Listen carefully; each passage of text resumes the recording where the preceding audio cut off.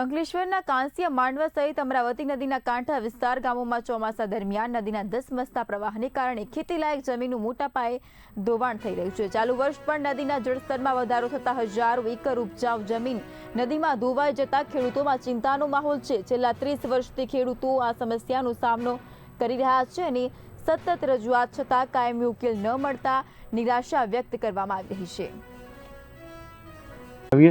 वर्तमान समय में छेल्ला 5-6 दिवसथी मोटा पाये जे जमीननुं धोवाण थयुं छे, खेडूतोने नुकसान थयुं छे, एना माटे पण मामलतदारश्री अने प्रांत साहेब साथे चर्चा थई छे अने सर्वेनी कामगीरी हाथ धरवामां आवी छे।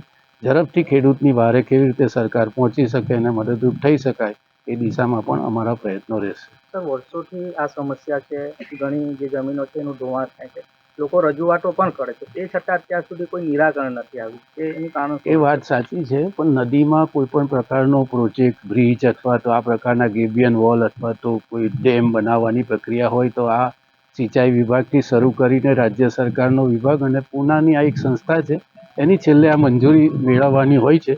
એમાં થોડો ઘણો વિલંબ એટલે થયેલો છે કે અગાઉ જે ડિઝાઇન બની હતી એમાં પ્રાઇવેટ ખેડૂતોની જમીન ઉપર એ દિવાલ આવતી હતી, એના કારણે ખેડૂતોને પણ પાછું વળતર ચૂકવવાનું આવે। એટલે અમારો જે સિંચાઈ વિભાગ છે એણે સરકારી જે નંબરો સર્વે નંબર જોયા અને પછી એના આધાર ઉપર નવી ડિઝાઇન બનાવી, એના કારણે થોડો વિલંબ થયેલો હતો। ગયા વર્ષનું જે વરસાદ હતું ભરૂચ જિલ્લામાં એમાં સૌથી વધારે નુકસાન થયેલું હતું એ વહેણના કારણે। અને આપણને બધાને ખબર છે કે આખો નેત્રંગ તાલુકો, અંકલેશ્વર તાલુકો, વાલિયા તાલુકો, આ બધા ગામોનું પાણી જેટલું પણ વરસાદનું હોય એ અમરાવતી નદીમાં થઈને નર્મદા નદીમાં જાય છે। એટલે આપણે આ વરસાદી પાણીના પ્રવાહને રોકવામાં અસમર્થ હતા, પરંતુ હવે એનું સોલ્યુશન નજીક આપણને દેખાઈ રહ્યું છે। આગળ સારા પરિણામો આવશે એવી આપણને આશા છે। અગાઉ કલેક્ટર સાહેબ આવીને ગયા, દુષ્યંતભાઈ જ્યારે ધારાસભ્ય હતા ત્યારે પણ આવીને, તમે પણ અગાઉ આવીને ગયા છે, ત્યાં તો ખેડૂતોનું એવું કહેવું છે કે માત્ર આશ્વાસન આપવામાં આવે છે, કામ નથી થતું એવું ખેડૂતોનું માનવું છે।